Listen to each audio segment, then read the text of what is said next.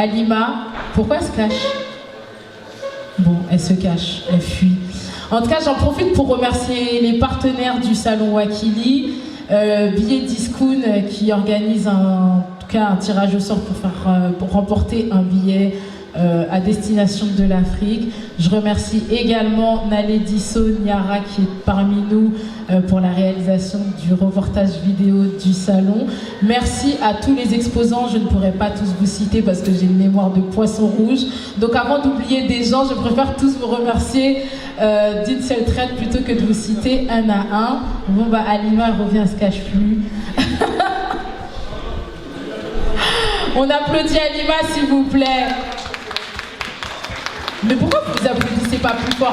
Applaudissez Halima s'il vous plaît quand même. Mais pourquoi tu vas t'asseoir là-bas au fond? C'est mieux, je vais faire un temps. Donc je vais laisser les intervenants au soin de se présenter. Je pense que c'est toujours mieux de parler de soi-même plutôt que les gens parlent de nous. Donc on va commencer par Alva qui se trouve à ma gauche. Alva, je te laisse te présenter. 1, 2, 2. Alors bonjour, moi je m'appelle Alpha Camara et donc l'activité dont je vais parler aujourd'hui c'est la bioénergie et donc c'est l'activité pour laquelle je suis en train de me former et la bioénergie c'est l'art d'aller chercher dans le subconscient les informations et les blocages d'une personne et ensuite l'accompagner dans le développement et la libération de ces blocages. Le subconscient. Le subconscient, c'est ça. J'ai hâte que tu me détailles tout ça. Ça peut paraître mystérieux mais c'est quelque chose de très très concret et c'est une discipline qui se développe de plus en plus, qui se démocratise de plus en plus. Et ça peut faire peur au début, mais c'est très très très intéressant et passionnant. C'est un truc qui m'a passionné et qui fait qu'aujourd'hui j'ai envie d'apprendre pour ensuite libérer les personnes de leur blocage et de leurs freins pour qu'ils puissent vivre à 100%. Voilà. Mais au-delà de cette formation, que fais-tu dans la vie de tous les jours? À côté de ça, je suis producteur audiovisuel. D'accord. Voilà, je travaille dans l'animation, le graphisme, production de fiction et de vidéos de communication. Polyvalent, bravo. On peut l'applaudir s'il vous plaît. On va laisser le soin à la jeune demoiselle de se présenter. Bonjour à tous, donc, je m'appelle Christina, je suis ravie d'être avec vous aujourd'hui et je remercie l'organisatrice d'avoir pensé à moi pour participer à la conférence. Alors j'ai plusieurs casquettes, mais je vais parler de l'activité qui concerne le salon d'aujourd'hui. J'ai toujours été intéressée par les relations humaines et depuis 10 ans, je suis organisatrice événementielle et j'accompagne les hommes et les femmes dans les thématiques du célibat, du divorce et du mariage. Donc je suis matchmaker et accompagnatrice personnalisée. Et j'ai mis en place une plateforme qui permet aux gens désireux de fonder un foyer de se rencontrer de façon éthique. Et là, je suis en train de travailler sur une nouvelle plateforme. Voilà. Tu vois, bravo, on peut l'applaudir. Les célibataires, si vous voulez trouver votre moitié, c'est Christina qu'il faut aller voir. Ah, il y a une célibataire qui lève la main, trop bien. Il me faudra aller voir Christina. Christina, tu peux passer le micro à ton voisin, s'il te plaît, pour qu'il se présente aussi. Merci. Bonjour, moi je m'appelle Mehdi Rakoto-Arunzi, cofondateur du club pour les hommes, Man and Dad, où après dans la vie de tous les jours je suis entrepreneur et en même temps chef de projet à la BPI.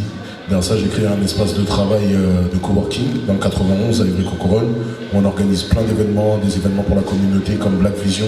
On a mis un pôle linguistique aussi, donc de l'anglais, du turc, de l'arabe littéraire, du bambara, de lingala, etc., du créole aussi. Donc voilà les différentes activités, mais là on se concentre vraiment sur Man and Dad, le club pour les hommes. Bravo, félicitations, on peut l'applaudir s'il vous plaît. Et du coup, ça m'amène à la question, pourquoi avoir créé un club pour les hommes? Alors, on va être très franc et très cash aussi, c'est-à-dire que en gros, on est deux, donc nous deux papas, moi et Léon Smatzou, qui lui, pareil, directeur graphiste, etc., qui a fait le graphisme de la marque Charo, Watibé, des choses comme ça.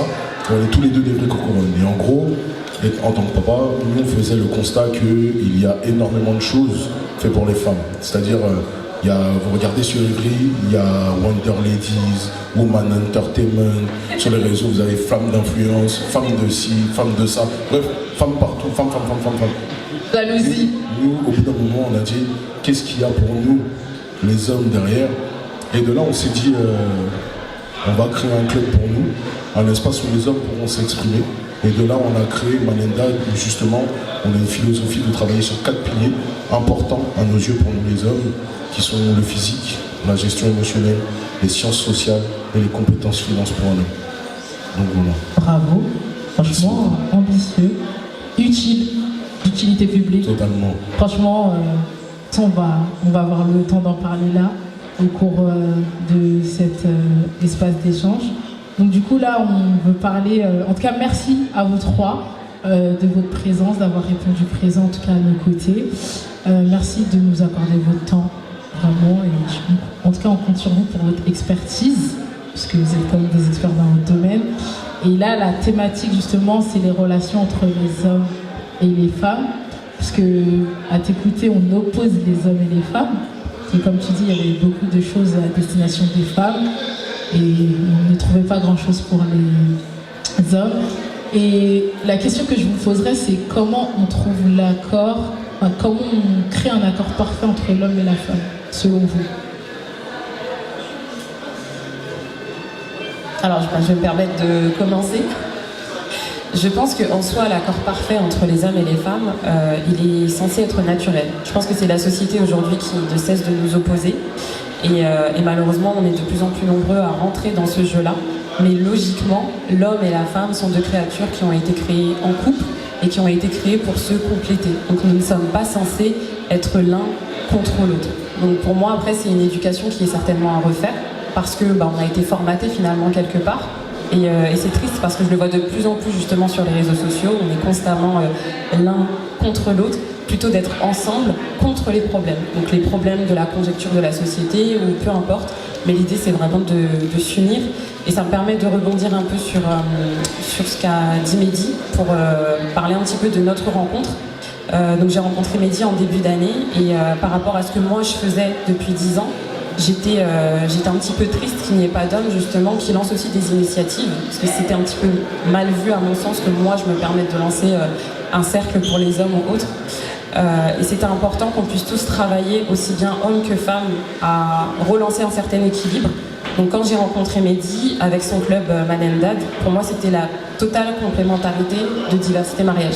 Parce qu'ensemble, on va tous se rééduquer et on va s'unir à nouveau. Voilà. Bravo. Merci Christine.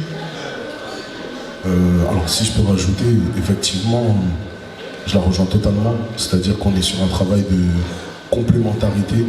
Après nous, dans le club des hommes, on assimile beaucoup tout ça au sport, dans le sens où vous prenez une équipe de foot, il y a l'attaque et il y a la défense.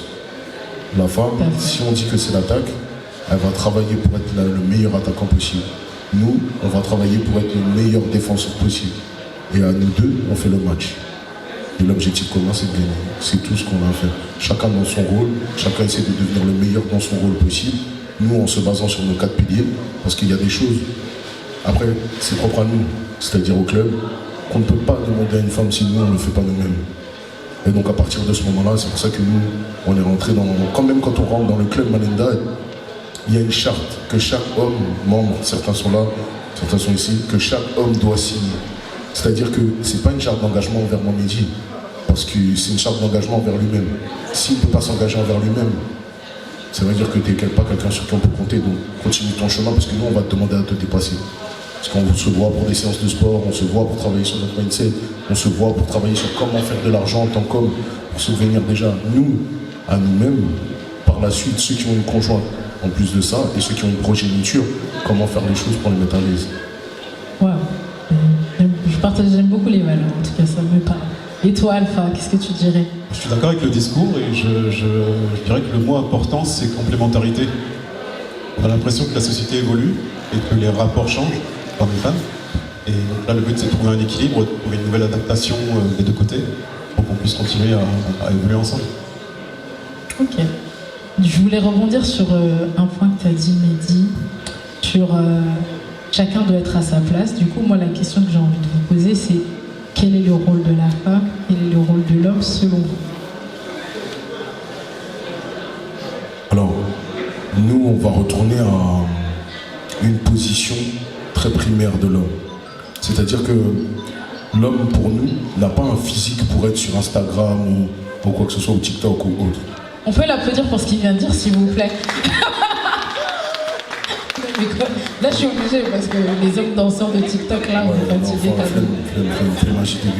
Mais dans le sens où, en gros, si on va reprendre le rôle primaire. Si on est grand, on est fort, on court vite, on a des gros bras, etc., c'est pas pour faire les beaux. De base, c'est pour aller chasser. De base, c'est pour créer un abri. De base, c'est pour défendre notre progéniture et notre conjoint. Donc c'est-à-dire qu'un homme qui ne peut pas courir, même 100 mètres, parce qu'on a pris le sac de sa femme, déjà elle a échoué, sans s'interdire feu rouge. Tu vois ce que je veux dire? Ensuite, tu peux pas demander à ta femme d'être la plus belle du monde si toi-même t'as un ventre de femme enceinte, c'est pas possible. Ah, ça tient à pas réel. Oh là là. Non, on va parler franchement. Balle perdue. Non, mais c'est vrai, c'est vrai. On te T'es demande pas un peu ivoirien, toi? Non? Non, du tout. Non, parce qu'on connaît les Ivoiriens normal par l'âge, c'est pour ça que je me demande. Non, du tout. Après, le but, c'est pas d'être un top modèle, c'est d'être à la meilleure performance de soi-même. C'est-à-dire que tous les jours, tu fais un peu à ta hauteur et ton niveau. Quand on fait les séances de sport avec Manendad, certains peuvent témoigner ici, on en voit, mais chacun fait comme il peut, à la hauteur de sa personne. Après, derrière, si cette notion de complémentarité, ben, il y a quelque chose qu'Alpha il a parlé qui était très pertinent, c'est tout ce qui est subconscient, énergétique, trauma, blessure. En tant qu'homme, on doit être une sécurité émotionnelle. Dans le sens où on doit comprendre pourquoi quand on va prendre la vie à deux, ou même une personne, pourquoi quand telle personne comme ça va nous énerver. C'est dans le sens quelle insécurité ça réveille chez moi pour provoquer telle ou telle réaction. Et nous, le but, c'est de comprendre. Et quand on est assis, on fait nos séances, c'est-à-dire que quand les hommes y rentrent, il faut savoir que je leur donne 300 € de livres offerts quand ils rentrent dans ma Manendad, en PDF. À partir de ce moment-là, tu ne peux pas dire que tu n'as pas l'information, c'est toi qui ne veux pas lire, tout simplement. Et après, tu as ta charte, tu as ton programme sportif. Tous les matins, c'est toi qui vois si tu le fais ou pas. L'engagement, il est envers toi-même. Moi, je ne vais pas venir te voir et te dire oui, est-ce que tu as fait ou pas. Même mes fils qui sont là, le dernier qui a 4 ans, il fait son sport. C'est-à-dire, avant d'aller à l'école, il fait 10 pompes le matin. Alors qu'il a 4 ans. Il a 5 ans. Parce qu'il faut restructurer les choses. Sinon, c'est chaos. Parce que l'homme rime avec responsabilité et discipline. Wow. Et le rôle de la femme, du coup? La femme, moi, personnellement, je vais parler en mon nom, mais je ne suis pas une femme et je ne vais pas dire à une femme ce qu'elle a à faire. Donc, juste dans ma vision, c'est que l'homme, c'est les murs de la maison, et la femme, c'est la décoration de terrain. C'est-à-dire, c'est elle qui emménage, c'est elle qui met le mood, c'est elle qui met si tout va bien ou tout va mal dans la maison. C'est elle le refuge. À partir de ce moment-là, si elle-même ne sait pas son rôle, et qu'elle est tout le temps dehors, tout le temps TikTok, la maison va mourir par soi. Et donc après, ce qu'on va dire, on va prendre la progéniture, ils prennent qui en exemple? Si la maman est absente, ils prennent qui en exemple? L'animatrice? La maîtresse qui dit tout le monde est mélangé? La directrice de l'école périscolaire? Enfin, on fait comment? C'est ça? Ouais. Merci en tout cas de ta réponse. Alpha, Christine, vous voulez rajouter quelque chose? Alpha? Je tiens à l'ajouter, hein, que t'as dit. D'accord. Bonne partie, en tout cas. Alors, de mon côté, forcément, je rejoins majoritairement ce qu'a dit Mehdi. Sur le rôle de la femme, donc déjà le rôle des femmes, parce que nous sommes toutes différentes, et on va toutes avoir un apport qui va être différent en fonction de notre vécu, de ce qu'on est en mesure de donner, et surtout en fonction de ce dont a besoin notre partenaire. Mais il est extrêmement important de prendre en compte que notre partenaire a lui aussi besoin de sécurité, de soutien émotionnel. Pour moi, ça va dans les deux sens. C'est vrai qu'on attribue souvent le rôle de l'homme uniquement à l'apport financier, et merci d'avoir rappelé le côté sécurité émotionnelle, mais pour moi ça va vraiment dans les deux sens. Tout ce que tu as dit sur le plan masculin, c'est la même chose sur le plan féminin. Les hommes, des fois, peuvent partir du principe que l'éducation des enfants ou ce genre de choses, c'est quelque chose de naturel chez la femme qui ne demande pas forcément d'efforts, alors qu'en réalité, l'éducation, c'est pour les deux parents. Et la femme doit aussi fournir des efforts, faire preuve de patience, etc. Donc on a besoin aussi que notre époux nous soutienne sur ce plan. Quand il rentre du boulot, c'est prendre aussi en considération que, certes, on n'a pas travaillé à l'extérieur, mais on a travaillé à l'intérieur. Ouais, c'est extrêmement important parce qu'on s'en rend pas compte.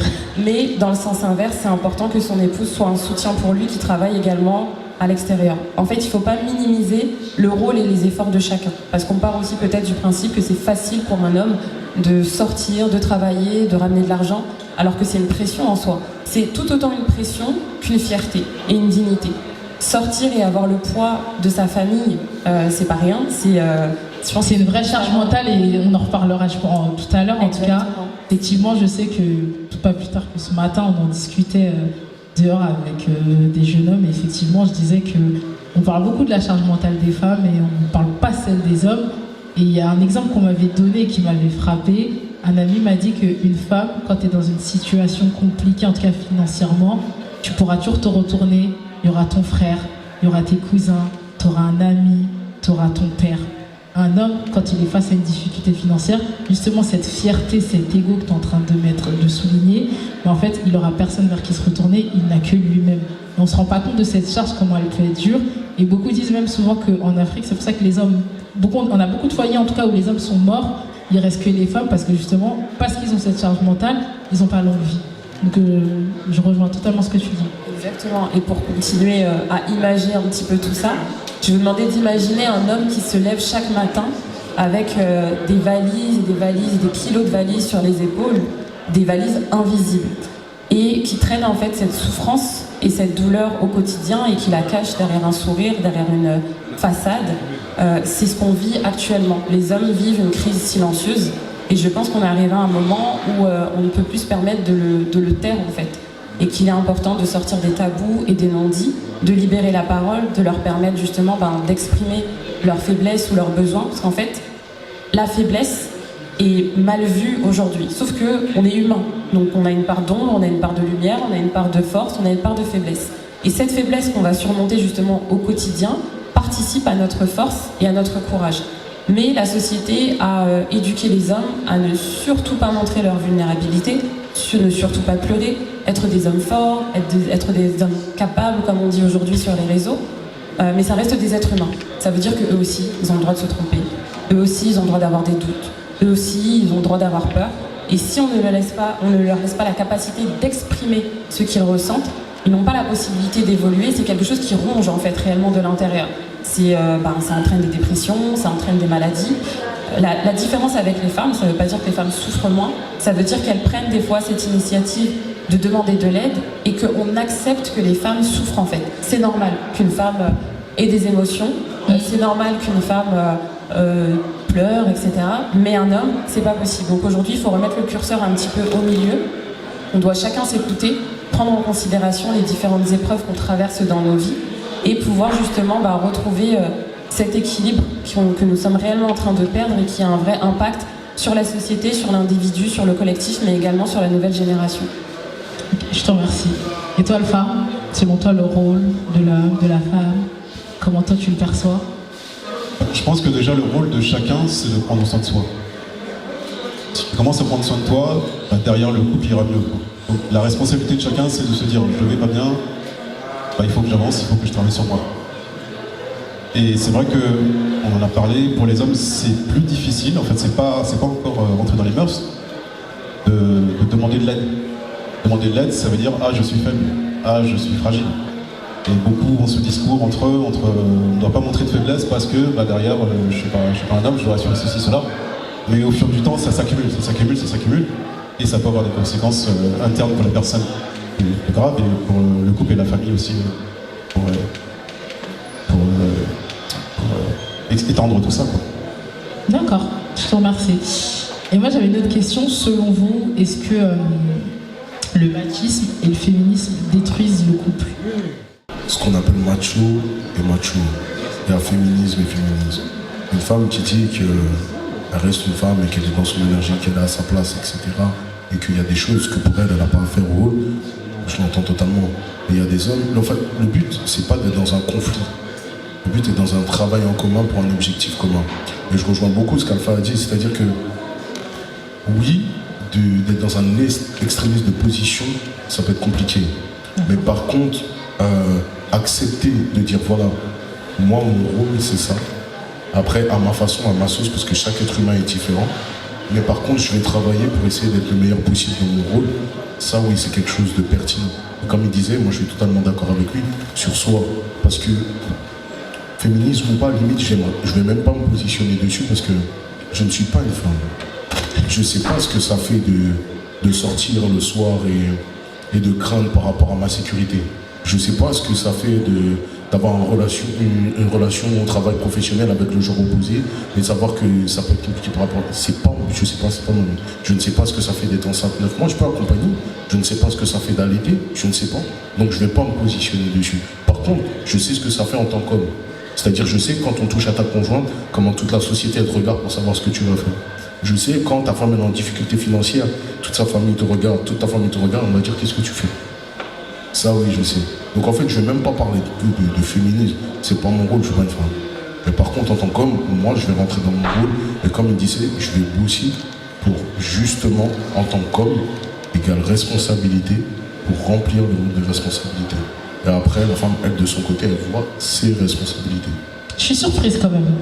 Parce que je crois que c'est bien la première fois que j'entends un homme qui refuse de, en tout cas, prendre position sur le féminisme, parce que, en tout cas, dans la société, dans les médias, ou même sur les différentes plateformes sociales, quand on parle de féminisme, bizarrement, c'est les hommes qui en parlent le plus. Et pourtant, on est concerné. Et pourquoi cette... Enfin, oui, je comprends que t'es pas une femme et tout, mais pourquoi faire ce choix, justement, de ne pas te positionner sur le féminisme et de ne pas pouvoir en parler? Ben, pour moi, c'est très simple. Je ne peux pas dire à quelqu'un ce qu'il a à faire de sa personne alors que je ne suis pas à sa place. Je vais, par exemple, Alpha, il va me parler, on va vivre des réalités similaires, même si on est différents. C'est-à-dire que le monde n'est pas ouvert pareil aux hommes comme il est ouvert pareil aux femmes. On va prendre un exemple tout simple. Tu viens en bas de mon bâtiment, Évry Courcouronnes, toi tu auras des courses, tu auras des packs d'eau. Il y aura quelqu'un qui va venir te dire, mademoiselle, est-ce que vous avez besoin d'aide? Nous, on va nous regarder, on va regarder Sandy, on va regarder lui, on va lui dire quoi? Frangin, tu vas à Fitness Park, mais tu ne soulèves pas un pack d'eau. Mais c'est réel, c'est réel. Demain, ta voiture, elle va tomber en panne.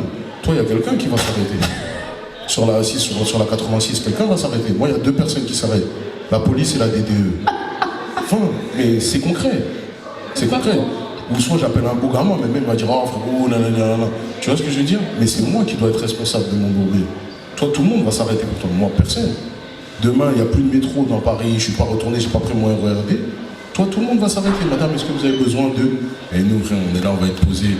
Qui va dire, non, c'est qui lui? Même moi, je vais toquer, je vais dire, il n'y a pas un bail. Il va dire, non. Le monde, il ne nous est pas ouvert à moi comme il est ouvert à toi. Donc, je ne vais pas prendre position, même si on est dans le même monde, sur un univers de toi que je ne connais pas. Donc, je ne vais pas parler de féminisme, je ne sais pas comment. Oui, par contre, les hommes, oui, parce que je sais c'est quoi une réalité dessus. Mais sinon, le féminisme, non. Ok. Christina, pardon. Donc pour reprendre ta question, c'était est-ce que le féminisme et le machisme détruisent le couple? C'est bien ça. D'accord. Alors je vais plutôt parler de féminisme et de masculinisme. Donc pour revenir un petit peu, le féminisme c'est un sujet qui est actuel et qui est très touchy. Et je pense que c'est un sujet qui déchaîne les passions. Et à mon sens, la première problématique, c'est quoi la définition du féminisme? Et en fait, il y a plusieurs vagues de féminisme. Donc initialement, le féminisme, c'était l'égalité pour les droits civiques. Donc les femmes cherchaient simplement à avoir les mêmes droits que les hommes, à savoir voter, avoir un compte, dépenser leur argent, etc. Ensuite, il y a eu d'autres vagues, et c'est vrai qu'aujourd'hui, le féminisme devient un peu une idéologie qui tend en fait à faire en sorte que la femme est capable de toute chose et qui est indépendante de l'homme. Et là, on est rentré dans... Elle n'a pas besoin de l'homme, elle est indépendante. Et là, on est rentré dans quelque chose de problématique. Parce que, pourquoi en fait avoir besoin de pour moi, de cet extrémisme, très clairement? Nous sommes des êtres humains, encore une fois, je reviens sur la complémentarité. La femme, selon moi, a besoin de l'homme. Au même titre que l'homme a besoin de la femme. Le masculinisme, quant à lui, initialement, c'était un mouvement qui était allié du féminisme. C'était les hommes, en fait, qui étaient d'accord pour que les femmes puissent avoir les mêmes droits que les hommes. Aujourd'hui, le masculinisme, c'est un mouvement qui est en réaction au féminisme. Donc, effectivement, aujourd'hui, ces deux idéologies sont des idéologies qui s'opposent et qui créent vraiment une guerre des sexes. Donc oui, pour répondre à ta question, clairement, ça détruit le couple. Tout ce qui est de toute façon idéologie qui oppose et qui est vecteur de haine ne peut pas nous permettre de nous rassembler. Donc moi je ne fais pas partie des personnes qui se revendiquent féministes. Certes, pour moi, oui, on a besoin de cette égalité au niveau des droits, mais pour le reste, les hommes et les femmes sont différents et il n'est pas nécessaire d'avoir besoin de se prouver quelque chose. Après, je me dis que les revendications sont à la hauteur des répressions. Donc aujourd'hui, on est peut-être à une époque où les femmes sont dans un certain extrême, et dans quelques temps, peut-être qu'elles reviendront un peu dans un juste milieu et qu'on sortira de cette vague.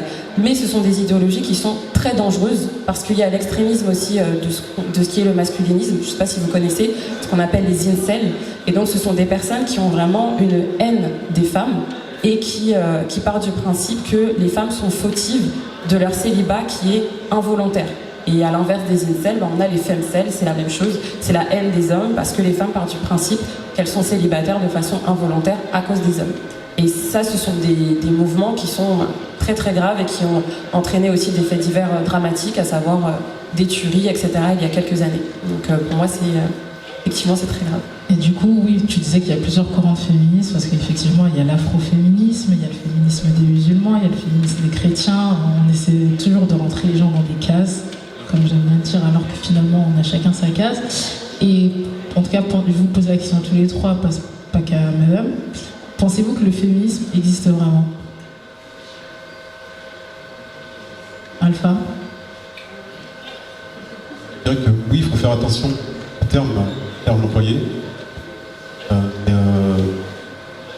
L'idée, c'est de vraiment trouver un équilibre et pas tomber dans les extrêmes. Parce que c'est vraiment les extrêmes qui peuvent être destructeurs.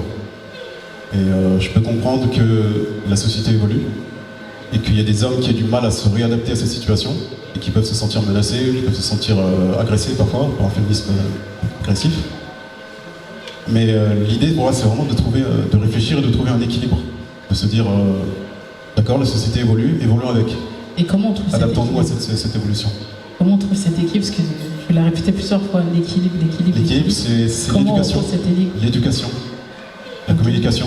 Parce que souvent, les gens ne savent pas de quoi ils parlent. Ils se disent, ah, il se passe ça. Mais qui est fautif? Qui fait quoi?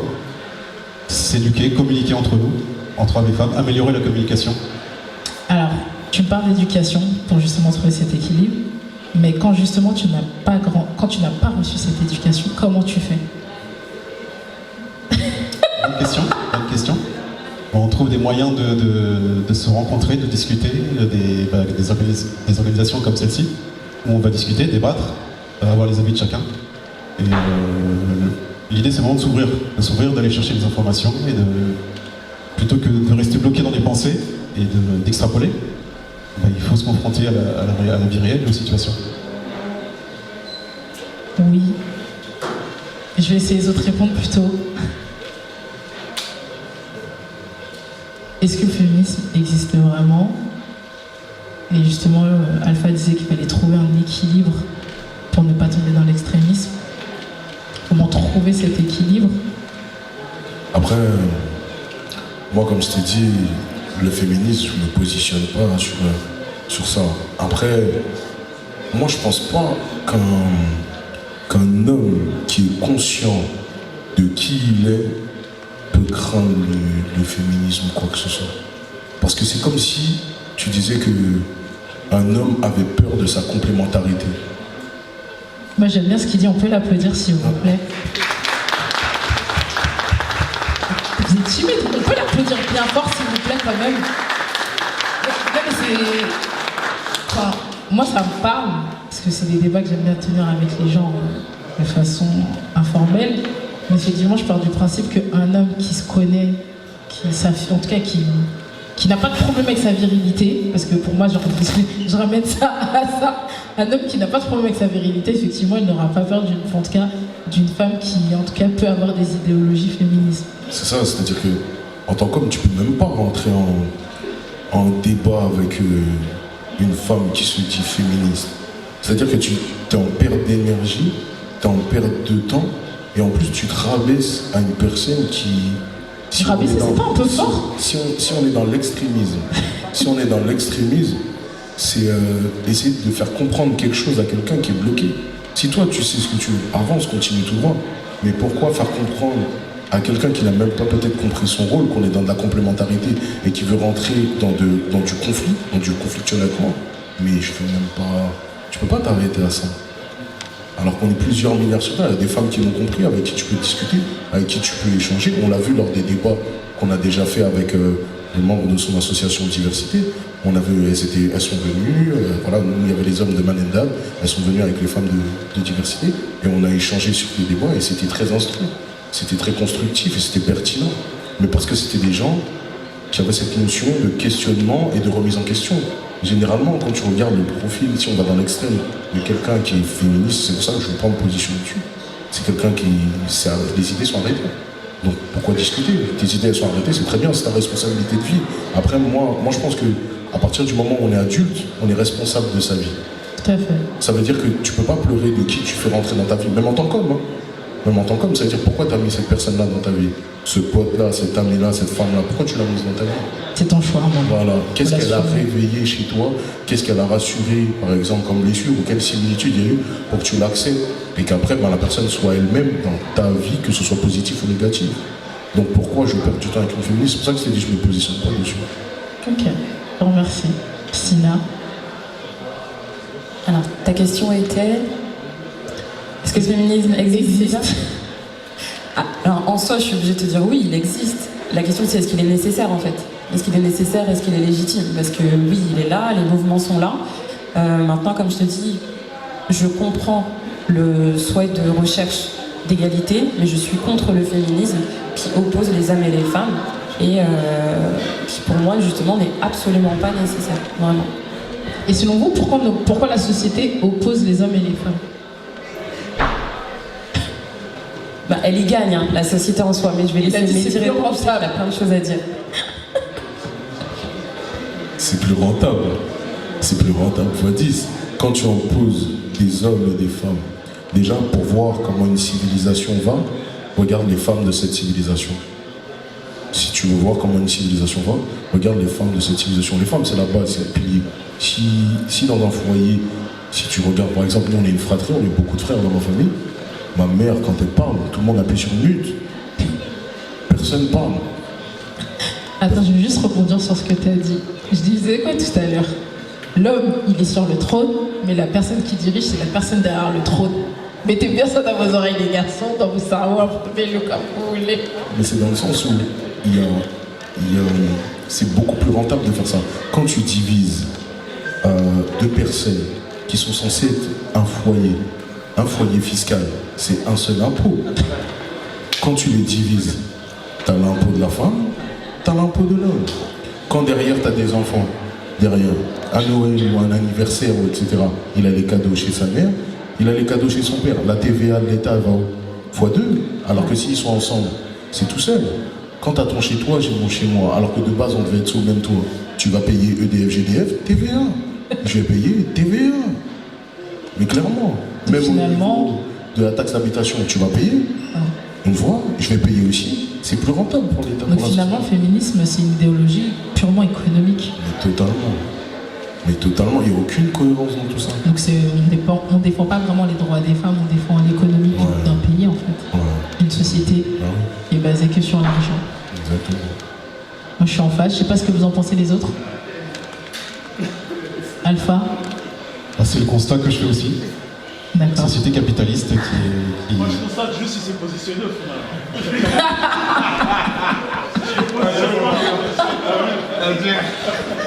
Sur la séparation. Oui, je constate. Donc tu rejoins ce que Mehdi. C'est ce que je constate, en tout cas moi personnellement aussi. D'accord. Christina, tu peux ajouter quelque chose peut-être? Non. Est-ce que vous avez des questions dans le public sur les relations hommes-femmes? Ah, il y a madame qui a une question. Bonjour.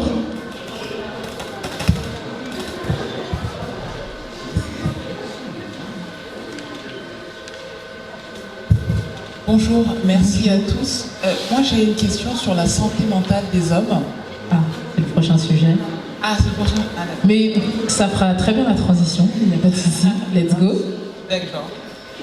Est-ce que justement ce n'est pas lié au féminisme? Je m'explique. Dans un couple, il peut y avoir des difficultés. Oui. Et si la femme ne garde pas son rôle de femme et exerce une certaine pression sur l'homme, ça peut aussi jouer sur sa santé mentale. Vous voyez? Donc, bon, je sais pas, je vais peut-être attendre après la conférence. Je pensais que vous l'avez déjà fait auparavant. Non, mais d'accord. En gros, si je résume la question, c'est comment la femme, comment le féminisme impacte la santé mentale de l'homme. Oui, je pensais que avez abordé ce sujet-là? Non, pas encore, mais c'est une très bonne question. Soulevons, est-ce que le féminisme impacte la santé mentale des hommes? Oui, alors je me permets de répondre. Pour moi, ça appuie clairement sur la problématique. C'est une évidence que si on parle justement de cette idéologie du féminisme qui sépare, c'est sûr que ça va appuyer sur la santé mentale des hommes parce que déjà derrière ce féminisme, il y a une injustice. Donc c'est constamment remettre l'homme en question, c'est constamment le rabaisser, c'est constamment lui demander plus, lui montrer qu'on n'a pas besoin de lui, attendre des choses de lui en lui montrant qu'on n'a pas besoin de lui, qu'on est capable de mieux que lui. Donc en tant qu'homme, c'est normal qu'il y ait des conséquences par rapport à ça. Donc est-ce que la santé mentale n'est que la conséquence du féminisme? Je pense pas, mais je pense qu'il y a un tout. Je pense qu'aujourd'hui le féminisme appuie encore plus et en fait fait perdurer justement cette étendue entre les hommes et les femmes. Alpha, peut-être, voudrait répondre. Je dirais que pour remonter plus loin, ça peut être un élément qui peut réveiller des blessures qui étaient déjà là. Moi, ma démarche, ce serait plus de dire qu'est-ce qui fait que cette chose-là peut perturber ou réveiller une blessure plus ancienne. Et travailler sur cette blessure-là, plutôt que de se dire ça c'est responsable de ça, mais en fait, il y a peut-être autre chose derrière. Donc, selon toi, le féminisme va appuyer sur un bouton qui va faire sortir, enfin, en tout cas faire remonter des traumas beaucoup plus anciens. Tout dépend de la situation précise, mais je dirais que c'est plus au-dessus qu'il faut s'intéresser à... Quand tu dis au-dessus, c'est d'aller chercher... Voilà, d'aller chercher plus loin. Pourquoi je suis touché par ça et pourquoi ça me blesse? Et comment faire pour régler le problème? Vous avez parlé beaucoup de blessures, tous les trois. Les dispositifs d'accompagnement qui existent aujourd'hui sont adaptés aux hommes. Pourquoi?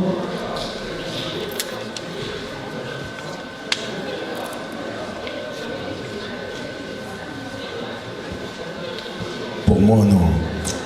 Pour moi, non. Ça commence, mais déjà, pour répondre à la question qui avait été donnée, c'est pas le féminisme qui va rajouter ou pas. Oui, c'est quelque chose en plus, mais c'est toute personne mal éduquée, en vrai. Toute personne qui ne connaît pas sa place, toute personne, comme il disait, qui ne s'est pas guérie, qui n'a pas guéri ses blessures, tu vas vivre avec ces personnes-là à H24, mais en fait, elle aura des attentes de toi qui fait que, en gros, ce sera impossible.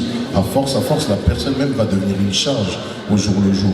Et c'est pas que le féminisme qui va l'apporter, oui, sûrement, parce que on va rentrer dans du conflictuel, si on rentre, comme elle disait, dans du féminisme extrême, mais toute personne qui ne fait pas d'introspection, toute personne qui ne cherche pas à s'améliorer ou à réfléchir à sa personne, à se développer, etc., je pense qu'au bout d'un moment, oui, ça peut être épuisant. Et pour répondre à la suite, non, c'est pas adapté aux hommes.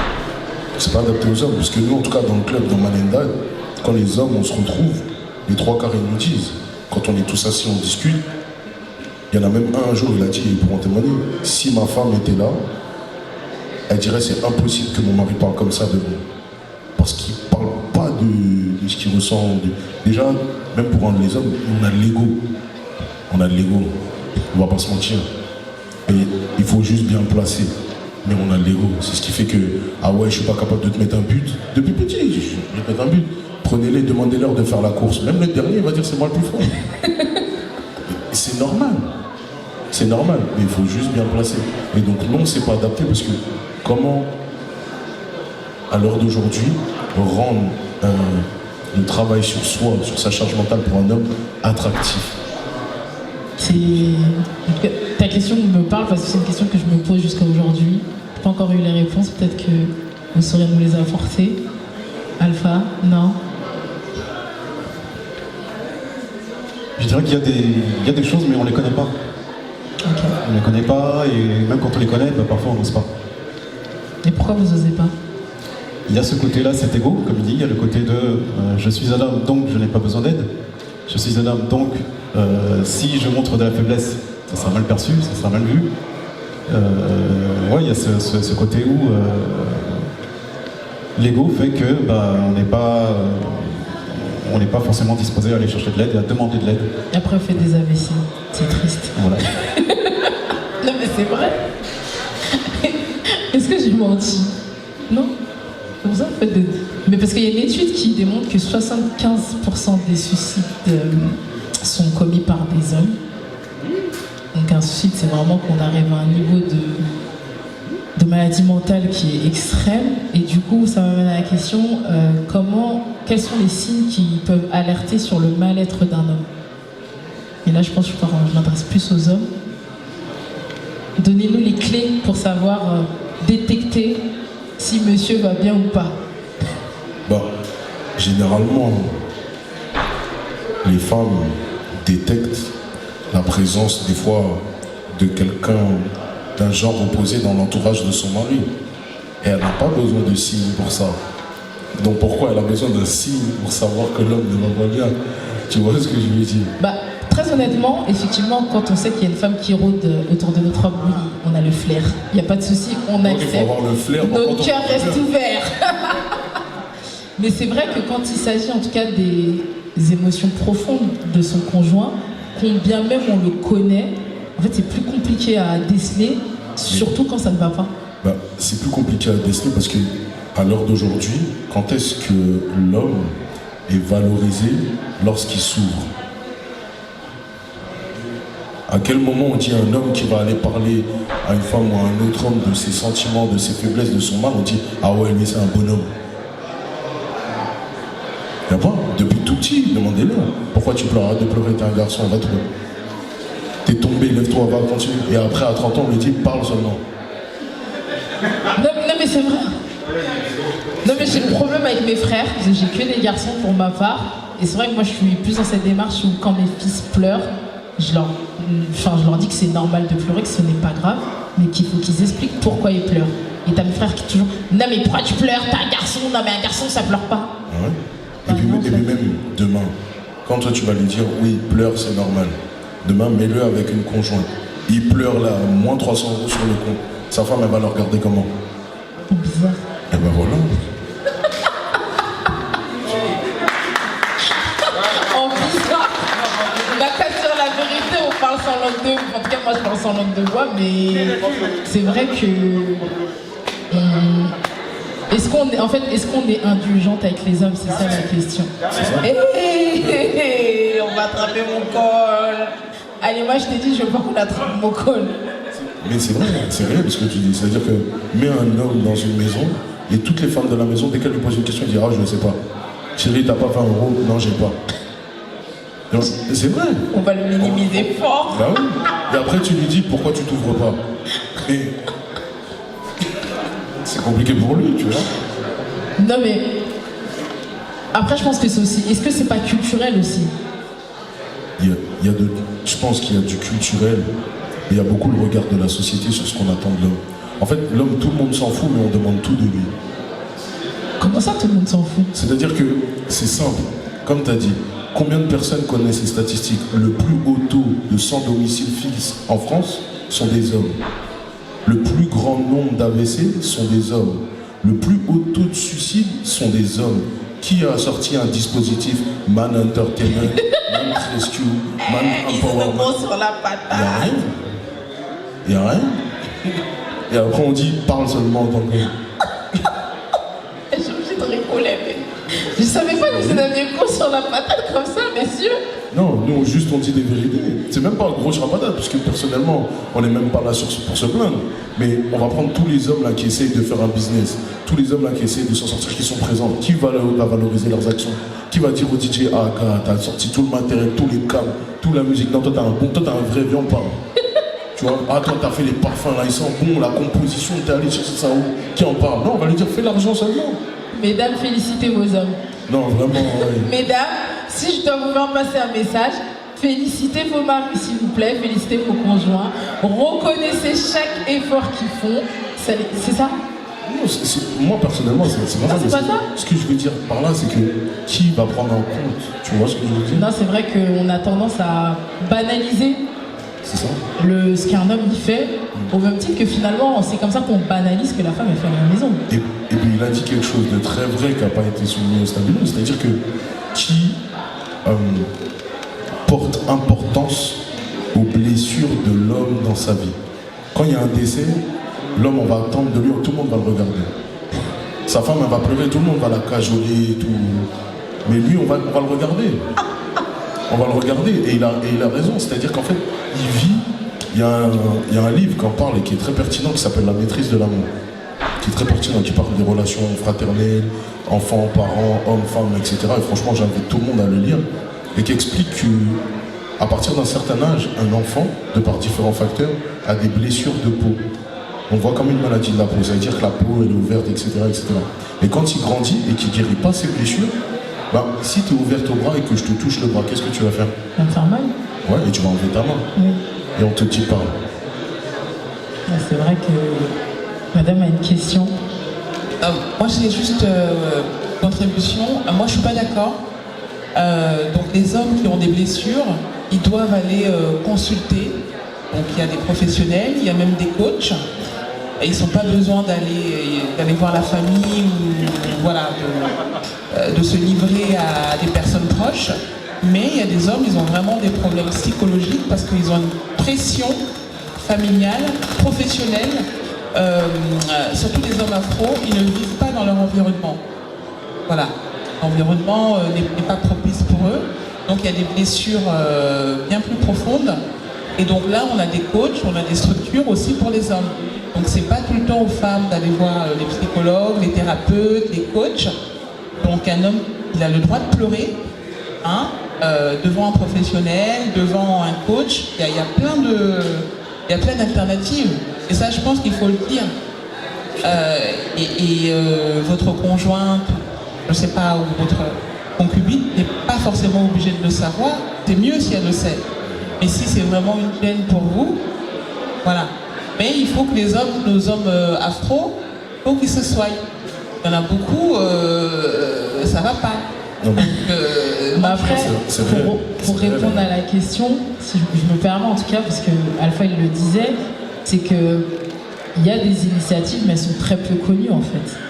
Elles sont très peu connues et même les gens qui se sont spécialisés en tout cas sur ces créneaux-là, je pense qu'ils sont très timides. C'est pas tout le monde qui ose parler publiquement. Déjà, la santé mentale est un tabou de façon globale.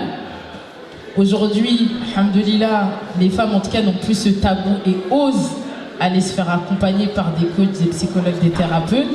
Là, je pense qu'on est en train de passer, en tout cas vers la phase, en tout cas, où on commence enfin à s'intéresser aux émotions et à la santé mentale des hommes. Et je pense que ça va se faire de façon progressive, mais faut, en tout cas, c'est en créant des espaces comme ça, en tout cas, qu'on va, en tout cas, de plus en plus découvrir ce qui existe et là où les hommes peuvent aller demander de l'aide. Moi, je suis totalement d'accord avec vous. C'est-à-dire qu'effectivement, il y a certaines choses qui sont mises en place. Mais comme je le disais avant, comment le rendre attractif pour l'homme et le valoriser?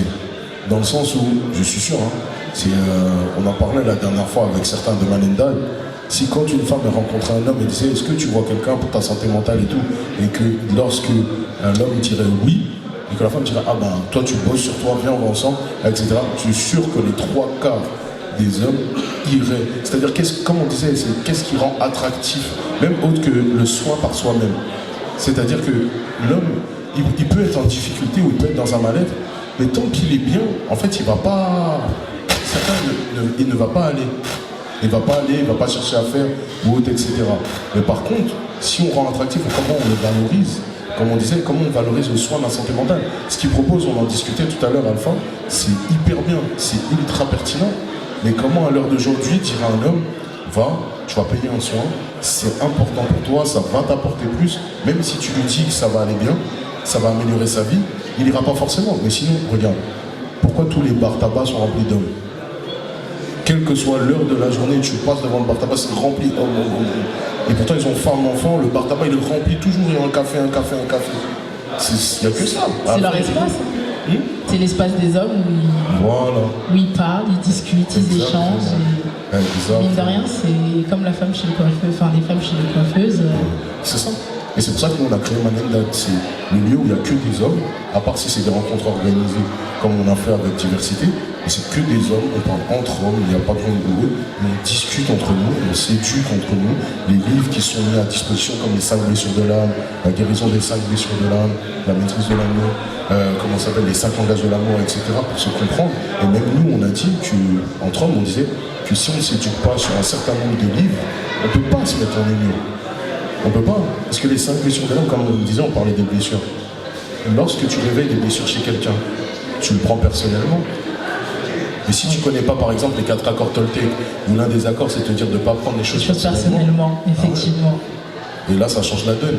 On rentre dans autre chose. De toute façon, en général, on dit qu'on est des miroirs. Exactement. Le défaut que tu vois chez l'autre, c'est que tu l'as forcément, tu l'as juste pas encore assumé. C'est ça. Juste pour rebondir, vous avez demandé de quelle manière et vous avez donné la réponse. Dans votre cercle, votre cercle, vous pouvez déjà inviter les hommes à partir voir des professionnels. Ça peut commencer par là. Non, mais sauf que, comme on disait tout à l'heure, c'est quelle image on va le dire. Et nous, par exemple, Manendad, pour vous dire, hein, on est dans le 91, on est sur Évry Cocoronne, donc on reçoit des hommes d'Évry, Grigny, Corbet, etc., même du 95, du 93. Mais on a fait la présentation Manendad, mais il y en a combien qui sont prêts à s'engager pour eux-mêmes sur la durée, sur le long terme? Parce que nous, c'est un engagement derrière. C'est pas juste on rentre dans le club d'hommes et on est là, on rappe nos vies. Non, ça ne nous intéresse pas. C'est quel est l'engagement que tu portes envers toi-même. Lorsque quand tu as signé la charte et qu'on t'envoie tes routines sportives le matin, est-ce que tu vas les faire toi-même? Nous, on n'a pas besoin d'être là. Est-ce que tu vas lire les livres qu'on t'a donnés? Est-ce que les menus qu'on t'a envoyés lorsque tu as intégré le club, est-ce que tu vas les faire pour toi? Tu vois? Donc déjà, la personne, il faut qu'elle s'engage envers elle-même. Et si tu t'engages pas envers toi-même, bah, c'est compliqué de s'engager envers les autres.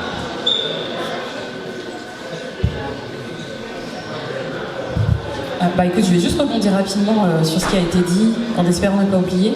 Par rapport au suicide, c'est important de préciser qu'en fait, il y a plus de tentatives de suicide chez les femmes que chez les hommes, mais les hommes ont pour habitude d'utiliser des techniques qui sont plus létales. C'est-à-dire qu'ils vont tout de suite utiliser des armes, la pendaison, etc., donc qui va donner tout de suite lieu à la mort, alors que les femmes, elles vont plus souvent utiliser des intoxications médicamenteuses, etc. Donc la différence, c'est encore à cause de ce tabou, parce que la femme, quand elle va faire une tentative de suicide, c'est comme si elle va juste tirer l'alarme.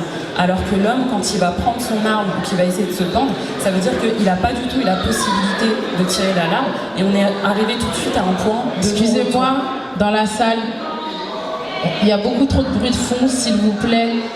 S'il vous plaît, merci. Donc oui, on arrive à un point de non-retour parce que justement, il n'a pas eu la possibilité d'être accompagné, on n'a pas capté les signaux. Ensuite, par rapport au dispositif d'accompagnement pour les hommes, un dispositif, il est là pour répondre à un besoin. Mais si, encore une fois, les besoins des hommes ne sont pas exprimés, on ne peut pas proposer de dispositif dans le vent. Après, vous avez parlé aussi des femmes qui sont peut-être trop exigeantes envers leurs partenaires ou qui ne sont pas suffisamment là pour les valoriser. Je pense que c'est important de faire la différence entre une femme et une fille. Une fille, c'est une personne qui ne sera pas éduquée et qui ne sera pas justement prête à soutenir son époux, à gérer un foyer, etc. Quand vous êtes face à une femme, donc une personne qui est justement consciente de ce qu'est un homme et de ce dont il a besoin, elle n'aura pas du tout le même comportement et elle est censée être un soutien émotionnel également pour son mari.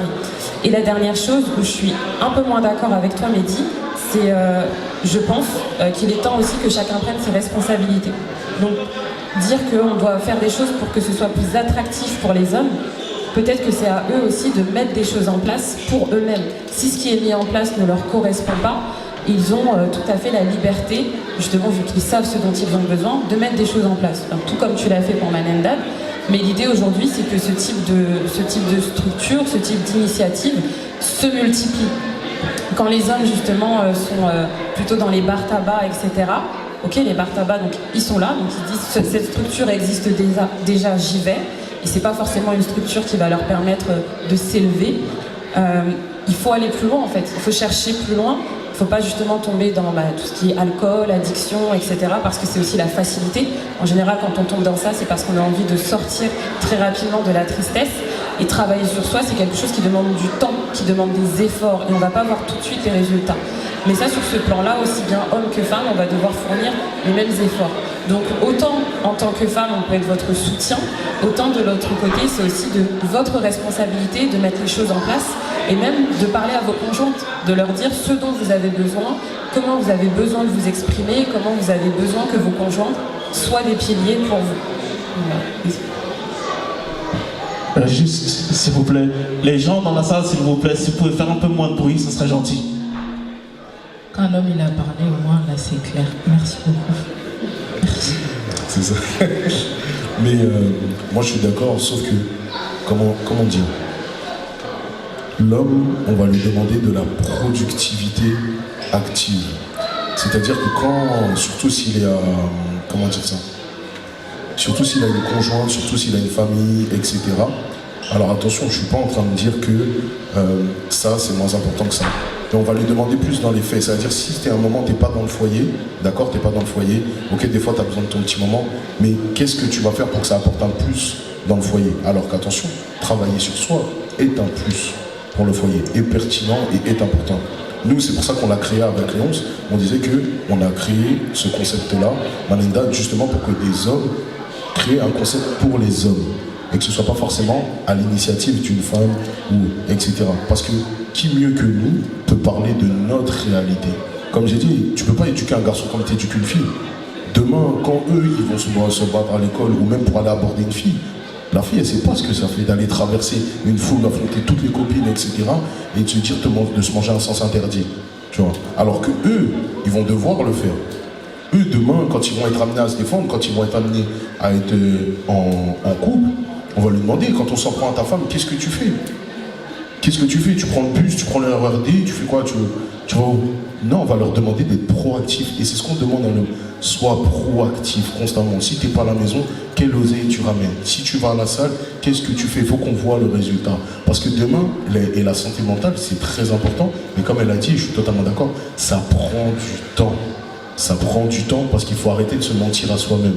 Et il a raison sur un point, on ne parle pas assez du subconscient. C'est-à-dire qui est ouvert de 0 à 7 ans, quel paradigme on a mis dans ta tête, quelle prise on a mis dans ta tête de 0 à 7 ans et qui est devenu ce qu'on appelle ton, entre guillemets, ton caractère. Comment tu casses tout ça et tu refais tout ça alors que tu as plus de 20 ans passés ou 30 ans passés. C'est compliqué. Je confirme. Franchir la ligne, de se dire je vais y aller, ça demande déjà beaucoup de travail. Parce que toutes les choses qui sont engrainées dans l'éducation, on ne doit pas faire ci, on ne doit pas faire ça, déjà le premier travail il est là. Et par rapport aux émotions, oui, les émotions sont des énergies qui circulent. Et une émotion qui ne circule pas, elle se bloque dans le corps. Ça devient une cristallisation, et derrière, ça entraîne des maladies, des blocages, des peurs, des phobies, toutes sortes de choses. Et c'est important de laisser circuler une émotion, quelle qu'elle soit. Que ce soit la peur, la tristesse, la joie, l'émotion doit circuler dans le corps. Tant que ça ne circule pas, il y a une accumulation qui se fait et tu peux te retrouver un AVC, plein de choses, un ulcère, etc. Et c'est important de le savoir déjà et puis de faire les choses pour que ça se développe, quoi. Merci. Merci. Pour rebondir sur ce que tu viens de dire, regarde le micro. On dit que... Qu'en est-il de la colère? On dit qu'un homme fort est un homme qui maîtrise sa colère, qui n'exprime pas. Qu'est-ce que tu pourrais me dire par rapport à ça? Est-ce qu'on doit laisser parler les émotions? Ça, je dirais que c'est personnel. C'est comment chacun gère les émotions. Il y a des gens qui vont être en colère, mais qui vont extérioriser cette colère par une activité qui va permettre d'exprimer cette énergie négative et l'énergie pourra circuler. Il y a des gens qui ne sont pas éduqués et qui, justement, ils vont exprimer leur colère d'une manière qui n'est pas normale. Ça peut être la violence, ça peut être détruire des choses, parce que cette colère n'est pas dirigée. Maintenant, l'idée, c'est de savoir identifier l'émotion et de la rediriger. Je suis en colère, plutôt que de casser quelque chose, il faut que je fasse quelque chose de productif qui va me permettre de décharger toute cette énergie, en fait. Et comment tu le communiques dans le cadre d'un couple? Comment? Dans le cadre d'un couple, comment tu fais comprendre à ton conjoint ou à ta conjointe que tu es en colère, mais en redirigeant la colère de façon positive? Ça, c'est un gros travail. C'est une colle, hein? Ouais, ça c'est une colle, parce que ça dépend de chacun. Il y a la communication entre chaque couple, elle est différente. Mais l'idée, voilà, c'est de travailler là-dessus. C'est vraiment de travailler sur la communication. Après ça, je peux pas te donner une réponse claire, mais c'est déjà une prise de conscience des deux côtés. Et puis après, c'est faire confiance à l'autre. Est-ce que dans ces cas-là, c'est pas mieux de garder l'émotion? Garder l'émotion, c'est toujours destructeur.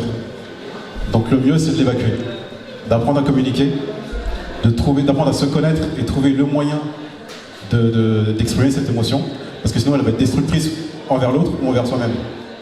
Donc oui, c'est un travail. Alors on a encore une personne dans le public qui voudra intervenir.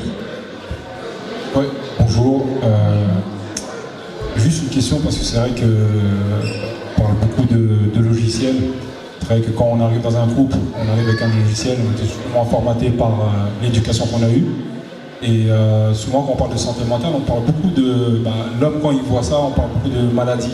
Pour lui, c'est quelque chose, c'est un aspect où c'est quelque chose de la maladie. Donc est-ce qu'on peut définir déjà ce que c'est que la santé mentale, pour vraiment pas que les gens aient peur du mot, parce que parfois l'homme, en fait, quand il entend ça directement, il dit « Ah, moi je vais pas parler parce que moi, je sais que je suis pas malade ». Parce qu'on est beaucoup aussi confronté à un contexte dans notre vie. C'est-à-dire que oui, l'éducation qu'on a reçue, si on nous prend, on le copie, par exemple en Afrique, on va nous dire vous êtes des hommes forts. Par contre, si on vient, on le met dans cet espace-là, en France, dans cet espace où on a été éduqué de façon assez l'homme et la femme pareil, on va lui dire non, là tu as un problème mental, c'est pas normal que tu réagisses en fait comme ça. Donc, du coup, comment on fait pour définir en fait la santé mentale déjà pour commencer? Je veux bien entendre Alpha là-dessus.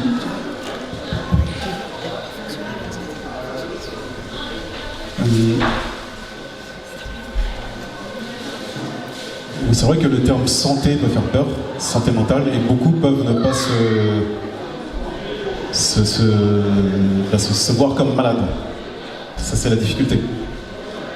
Il y en a dans leur tête, tout va bien. Je comprends pas que ça marche pas, que c'est l'autre qui est responsable, c'est les gens autour, c'est la société, c'est moi. Mais c'est vrai que c'est plus difficile de se dire je ne vais pas bien, je constate que ça ne va pas. Et là, c'est vrai que si on n'a pas un entourage qui est capable de dire les choses, ça peut être compliqué, on peut se renfermer. Et je dirais que c'est les termes à utiliser. Comme je disais, il y a le côté attractif aussi. Trouver les bons termes, trouver les bonnes personnes qui vont communiquer. Parce que plus on va en parler, plus les gens vont se dire « Ah tiens, lui il a montré qu'il avait des problèmes, il les a résolus.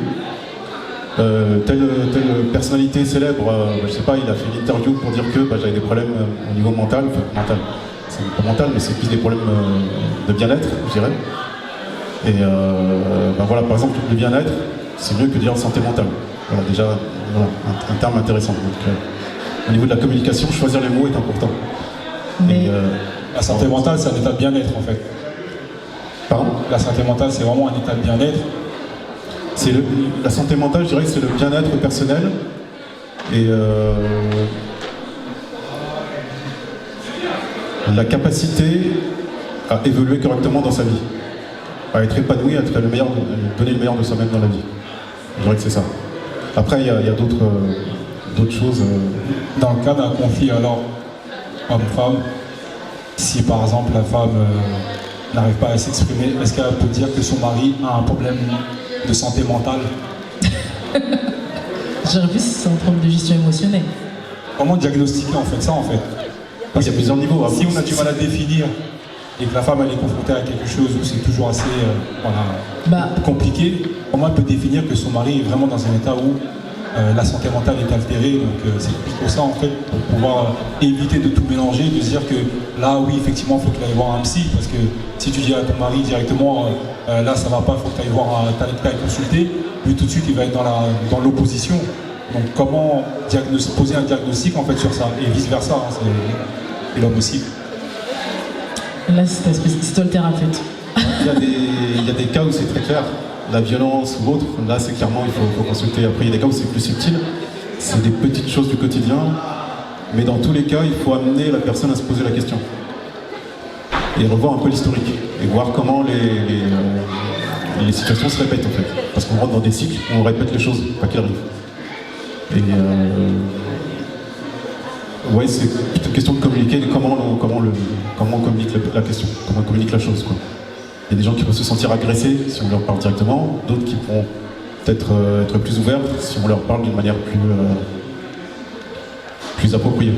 Mais du coup, est-ce que la santé mentale, ça rejoint pas les émotions, enfin, en tout cas la gestion de ses émotions, parce que je sais que, en tout cas dans ta question, ce que je comprends, c'est est-ce que c'est pas délicat de parler de maladie, parce que quand on parle de santé, on l'associe à la maladie, donc du coup c'est ce qui rend tabou le fait de parler de santé mentale, parce qu'on pense qu'on est malade mentalement, mais alors que, enfin, moi je suis mitigée pour ma part, dans le sens où il y a tout ce qui est lié à la gestion des émotions qui est lié à la santé mentale, mais il faut comprendre que nos émotions, quand elles sont réprimandées, en tout cas, elles vont ressortir en maladie quoi qu'il arrive.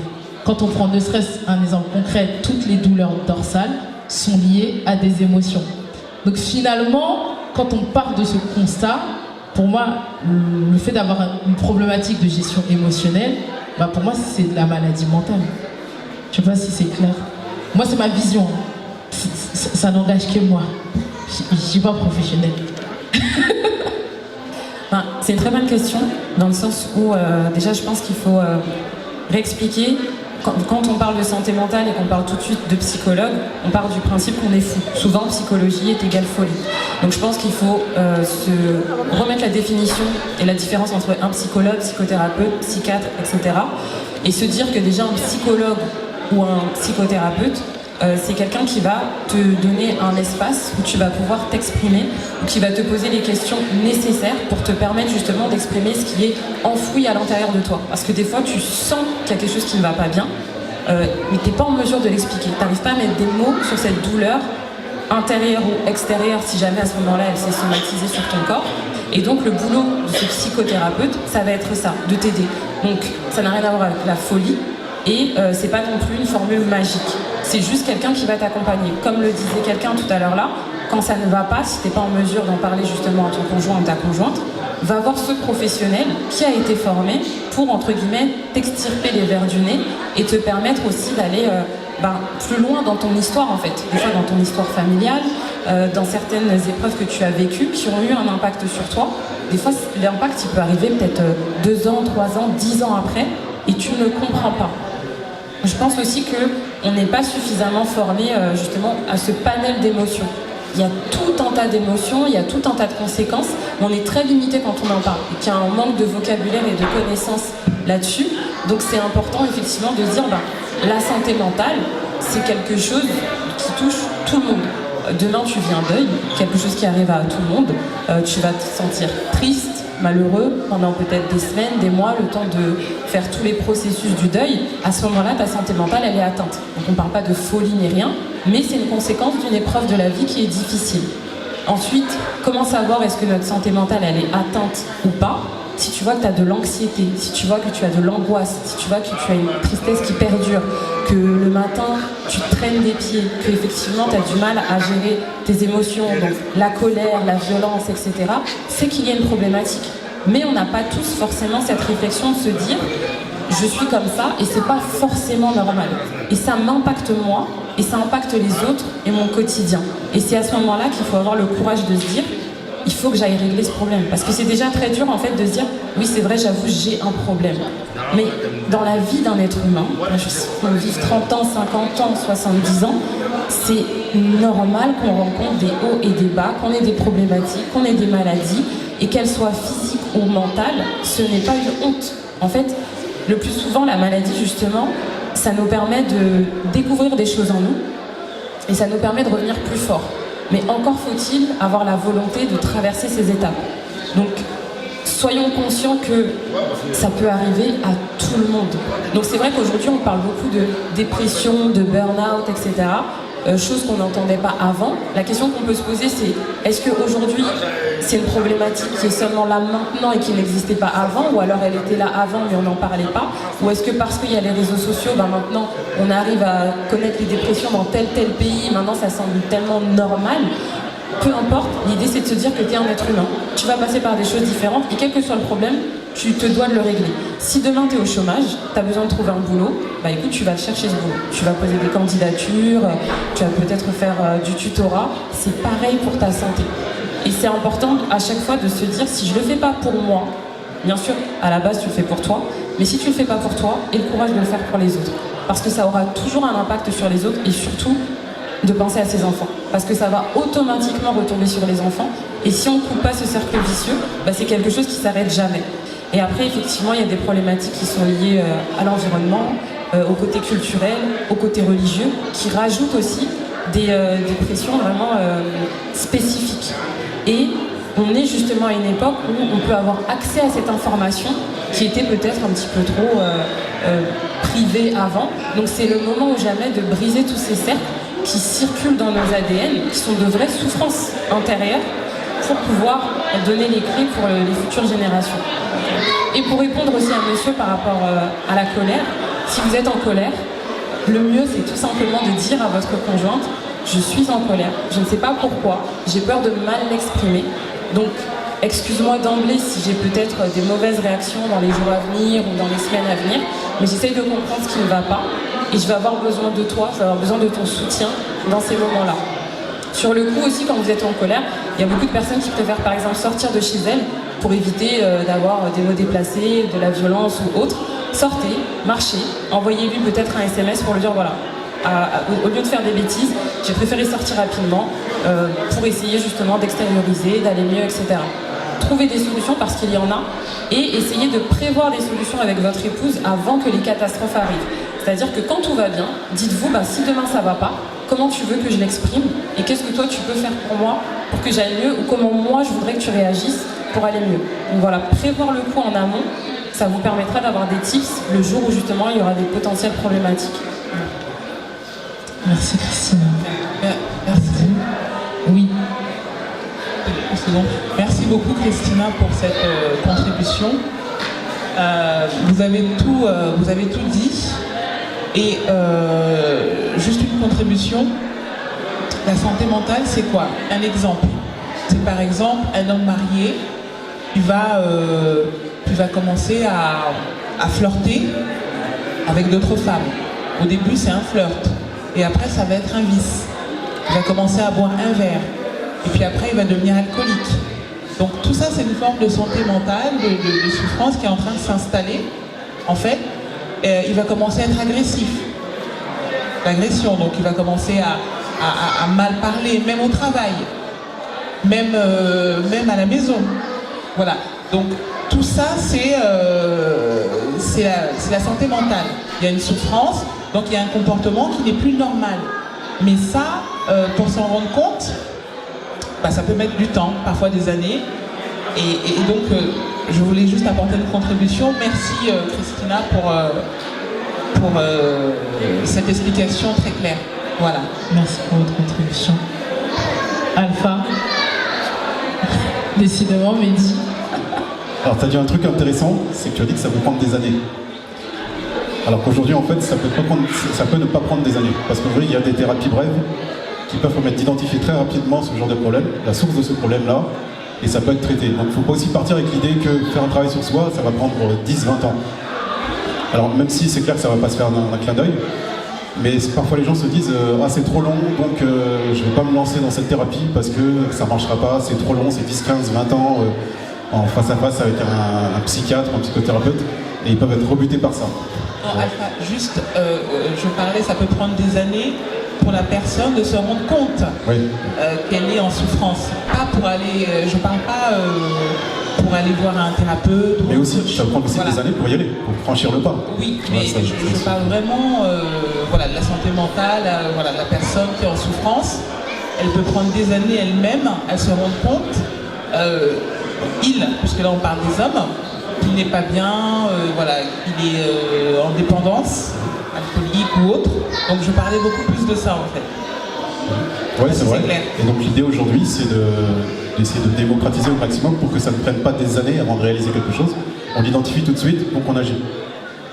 Et ça, ce serait l'idéal à faire, quoi. Démocratiser, de dire voilà, il y a des solutions, il y a des options, il y a des opportunités. Et plus les gens vont en parler, plus ça peut se présenter comme étant des solutions assez rapides, quoi. Merci à vous. Prise de décision rapide en tout cas. D'accord, je te remercie. Mehdi, ça y est, on donne la parole. Pas de souci. En fait, moi, c'était pour rebondir sur les deux, ce qu'ils avaient dit au niveau de la colère, parce qu'on en a beaucoup parlé lors de nos séances ou quand on est des livres. Moi, je pense qu'il est important, parce que tu as parlé de la colère dans le couple, c'est ça? Il est important de s'éduquer avant même de se mettre en couple. On disait que nous, dans Manendad, il y a 5 livres que pour nous, un homme doit lire avant même d'énoncer l'idée de se mettre en couple. Parce que la différence qu'on a avec la femme, c'est que nous, on peut être destructeur physiquement, moralement, mais vraiment sévère. Et ce qui fait que nous, pour justement éviter tout ça, il faut s'éduquer. Il y a un livre très pertinent qui s'appelle Rompre avec soi-même de Joe Dispenza. C'est un livre qui te permet de voir toi, de faire ton introspection et de comprendre pourquoi les choses te touchent et te mettent en colère. Et d'avoir cette gestion émotionnelle comme on parlait au début. Pourquoi? Parce qu'en fait, tu peux être l'homme le plus fort du monde, le plus costaud du monde, connaître tous les bandits d'Île-de-France du monde. Tu restes esclave d'une émotion quand tu te mets en colère. Et donc tu es esclave. Et ce livre, Rompre avec soi-même, il est ultra pertinent parce qu'il permet de faire cette introspection pour comprendre ça. Après, et là où tu as raison, moi, en tout cas pour nous, dans Manendad, ce qu'on explique, c'est qu'il faut extérioriser cette colère. Alors trouve ta sauce. Moi, je ne vais pas te dire, ça c'est bien, c'est pas mal. Trouve ta sauce à toi pour extérioriser cette colère. Mais surtout, si c'est dans le couple avec ta conjointe, avant même au début de lancer, c'est de définir le cadre et les règles de comment ça va être extériorisé, comment ça va être fait. C'est-à-dire que là, par exemple, tu as dépassé mes limites.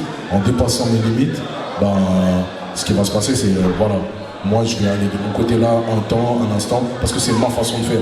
Ou on va pas se parler pendant un moment, c'est ma façon de faire, et je vais revenir vers toi, etc.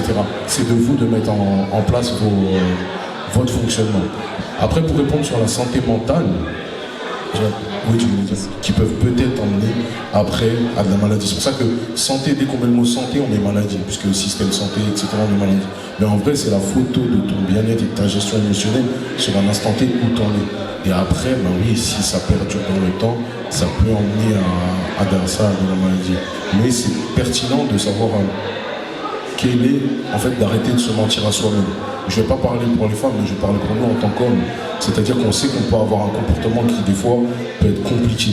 Et je pense que nous, on doit mettre le mot homme avec responsabilité. Mais dans tout, c'est responsabilité, tu mets tout. Responsabilité de ta vie, responsabilité de ta santé, responsabilité de tes finances, responsabilité de ta gestion émotionnelle. Il faut arrêter de se mentir à soi-même. C'est-à-dire si tu es là, tu cours pour aller prendre le RER, tu fais 100 mètres, tu es essoufflé, frérot, va à la salle, cours, c'est gratuit. Tu vois ce que je veux dire? Ou derrière ça, fais au niveau des finances, ouvre un business, fais un concept, sors un truc, fais des heures sup, fais une formation. Ou peut-être pas ouvrir un business parce que c'est pas fait pour tout le monde, mais fais une formation pour dans ton activité, tu vois ce que je veux dire? Tu ne peux pas stagner et te plaindre de ta vie, il faut être pleinement responsable de sa vie. Et à partir de ce moment-là, et même des personnes que tu fais rentrer dans ta vie, et de la place que tu permets à certaines personnes d'avoir dans ta vie. Et d'où l'impact sur ta santé mentale. Si tu permets à des personnes toxiques, que ce soit familiales ou non, d'avoir une place importante dans ta vie, bah, t'en es responsable.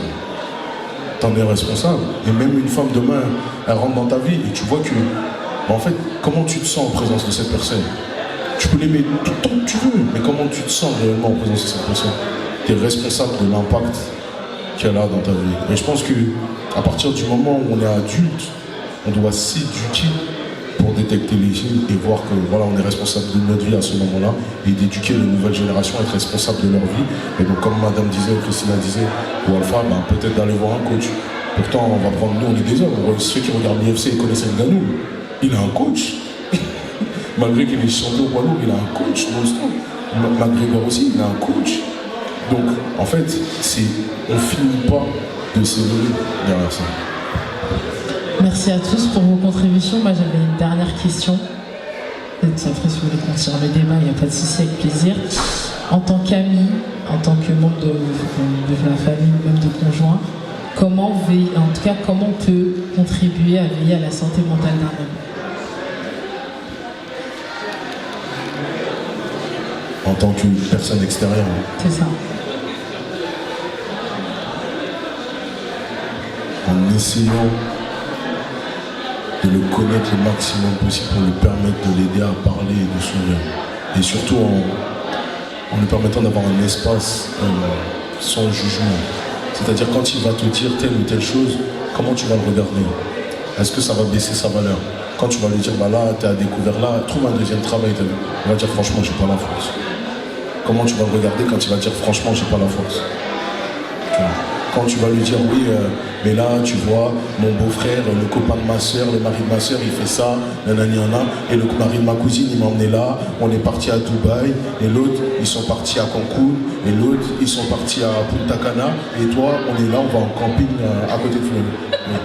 Tu vois, c'est tout ça qui va faire que derrière, un homme, il va savoir s'il peut être en position de te parler ou pas, et de voir l'impact des actes de la vie de tous les jours sur toi en fonction s'il a la force d'intervenir ou pas. Ta voiture elle tombe en panne, tu dois changer 2 pneus. Et tu lui dis, ouais chérie, t'as les sous pour qu'on puisse aller à Carter Cash là, récupérer ça et à Midas faire la réparation. Et qu'il te dit non, comment tu vas le regarder? Là, tu parles dans le contexte d'un couple. Oui. Alors, moi j'ai des frères. Ouais. J'ai énormément de frères. Comment je fais pour veiller à la santé mentale de mes frères en tant que sœur? En tant que sœur, c'est déjà de leur faire comprendre qu'ils sont responsables de leur vie. Et ensuite, toi, comment tu peux te décharger, en fait, ne pas être une charge pour eux. Et puis après, de voir comment ils peuvent s'ouvrir à toi par la suite. Tu vois, quelle valeur ils auront à tes yeux une fois qu'ils vont s'ouvrir. Parce qu'un homme, une fois qu'il s'est ouvert, si tu le coupes, c'est fini. C'est plus jamais de ta vie, tu vas monter. Plus jamais. Alors, si je peux compléter ce que tu dis, parce que je trouve qu'il y a beaucoup de vérité, en tout cas, qui résonne en moi dans ce que tu as dit. Et on est, selon moi, dans une société où on manque beaucoup d'écoute.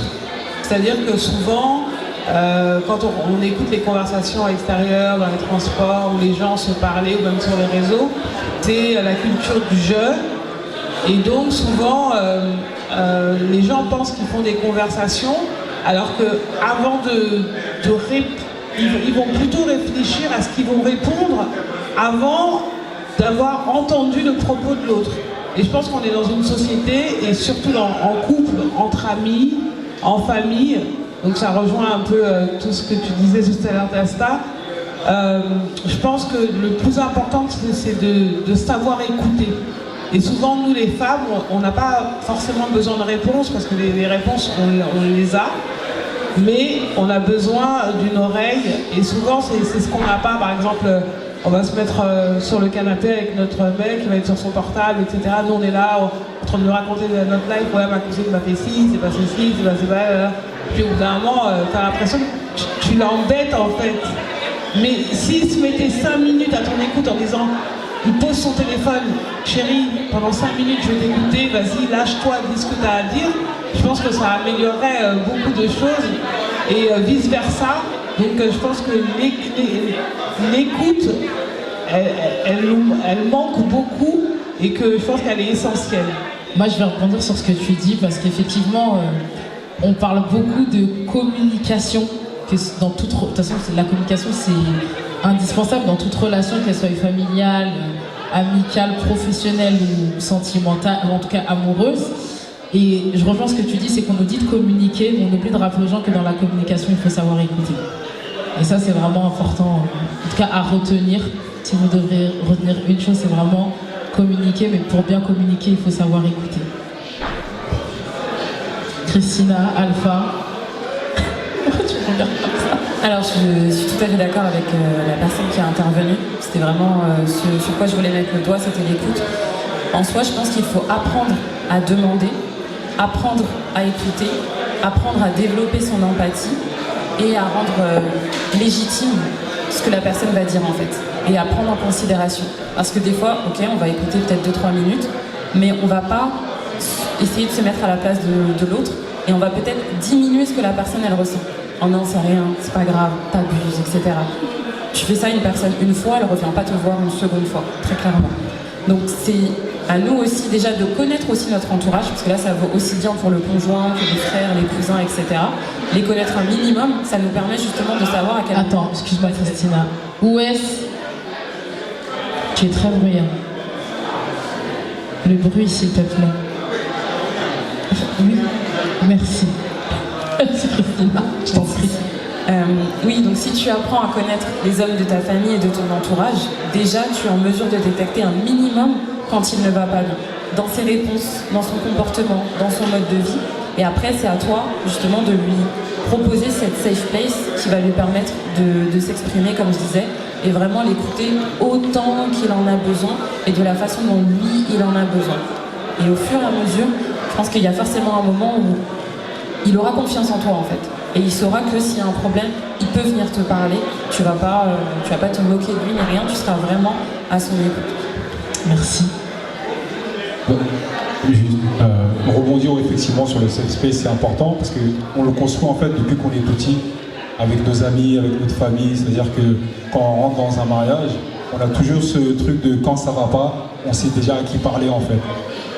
Et c'est vrai que ça peut être toujours l'ami avec qui on traînait en bas du quartier, sauf qu'il n'a pas forcément en fait, on va dire le bagage d'un psychothérapeute ou d'un psychologue pour pouvoir en fait te prodiguer quelque chose où toi tu as déjà passé une étape, parce que le mariage c'est quelque chose d'assez particulier, et du coup en fait on reproduit des choses qu'on ne devrait pas forcément reproduire avec un ami. C'est-à-dire qu'il faut vraiment savoir choisir en fait les personnes avec qui on va discuter, c'est hyper important, et d'avoir un safe space. J'aime bien l'idée des bouquins, après ça fait très général au niveau comment ça s'appelle de la prise en charge. Maintenant effectivement pour compléter, parce que c'est pas une mauvaise idée en soi, mais pour compléter, d'avoir un parcours, on va dire, personnalisé, d'avoir un professionnel, vraiment, et je recommande vraiment pour tous les hommes de prendre un professionnel parce que lui, il est pour moi pleinement en capacité de. Un ami, on a toujours en fait ce regard-là où, oui, mais toi, regarde-toi ta situation. On a toujours cette projection, alors qu'une personne qui est censée être neutre et qui est neutre par définition, lui, on n'a pas forcément en fait cette projection en fait avec lui. Donc, je recommande vraiment aux hommes de prendre cette voie-là, d'avoir effectivement des bouquins à son chevet, mais d'avoir un parcours personnalisé, parce que la gestion des émotions, la gestion des traumas, c'est quelque chose qu'on marginalise énormément, alors que c'est ce qui va faire, on va dire, la longévité, on va dire, de la pérennité, même la pérennisation, pardon, de comment ça s'appelle, de notre foyer. En tout cas, créer vraiment le safe space qui cette fois-ci va se dérouler à l'intérieur et pas forcément avec les parents, avec les amis ou qui que ce soit. C'est vraiment intervenir par rapport à ce que tu disais, c'est important, je trouve. Merci. Alpha. Oui, tout a été dit. C'est important de travailler sur soi, de travailler cette intelligence relationnelle qui va faire qu'on va savoir comment parler à qui. Tu peux avoir un frère à qui tu peux donner des coups de pied au cul parce que tu sais qu'il va encaisser. Mais tu peux avoir un autre frère aussi qui remet un peu plus les choses, t'as préparé le terrain, etc. Donc le mode de communication ne sera pas le même, et donc c'est important aussi de travailler cette façon de communiquer, de trouver l'équilibre entre responsabiliser la personne et entre aussi être moralisateur, mais sans trop l'être. Et c'est important que ces gens-là aussi aient des modèles qui peuvent aller voir, qui seront plus à l'aise pour solliciter. C'est peut-être plus facile d'aller pour quelqu'un qui est comme nous, africain, d'aller voir un thérapeute africain pour s'ouvrir, parce qu'il y a des problèmes culturels qui va plus être amené à comprendre. Alors que l'autre thérapeute d'une autre origine, ça peut être plus difficile d'aller vers eux. Donc c'est important aussi qu'on puisse montrer, proposer des solutions, proposer des options, et que nous aussi on prenne nos responsabilités d'aider ceux qui sont derrière, les plus jeunes, les plus petits, en disant venez nous voir nous, parce qu'on est là, on a vécu la même chose que vous, on est passé par des choses aussi, donc on peut peut-être être plus apte à être ouvert à cette écoute que beaucoup n'ont pas ou le cherchent et ne trouvent pas, quoi. Merci Alpha. Est-ce que quelqu'un d'autre voulait intervenir dans le public? Madame. Merci Sadie. Juste pour vous dire merci beaucoup pour cette conférence à tous les quatre, c'était vraiment intéressant, et voilà, j'espère qu'il y aura encore d'autres conférences dans ce sens-là. Moi je vais en organiser une et je vous inviterai. Vraiment merci beaucoup pour vos contributions. Merci. Merci à vous pour votre participation, pour vos interactions. Je vous remercie, on peut applaudir nos intervenants s'il vous plaît. Si vous aviez une phrase, allez max 2, je suis gentil, pour conclure. s'il vous plaît. Ce ne serait pas des phrases, mais plutôt des mots, complémentarité et travail. Merci Mehdi. Moi, je dirais juste que la réussite de l'avenir, ça passera par la co-construction des hommes et des femmes. Merci Christina. Moi je dirais juste la vie est belle, ne restez pas dans vos souffrances et dans vos soucis si vous en avez. Merci beaucoup. Merci à tous les trois, merci à vous tous, cher public. Moi, si je devais conclure, c'est pour être bien avec les autres, être bien avec soi-même. Donc, travailler sur vous-même. Voilà. Merci à tous. On peut applaudir pour nos intervenants et pour vous-même.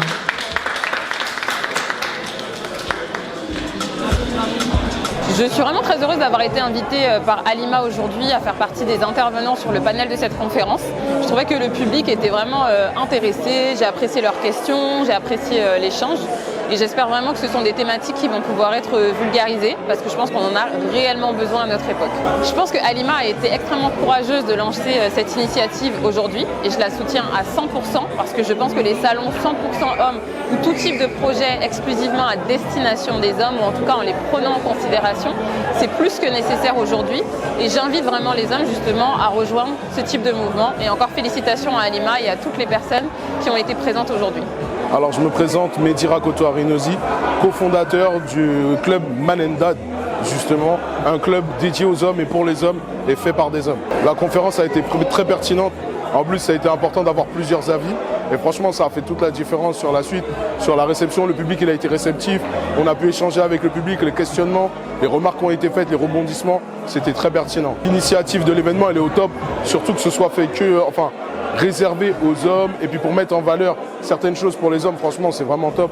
Et puis cette place qu'on a donnée à l'homme sur l'événement en globalité, dans sa globalité, c'est vraiment top à refaire. Halima, bravo, t'as géré, franchement énorme tous les stands que tu as mis en place, je vais moi-même consommer et puis même pour la conférence, donc au top, génial.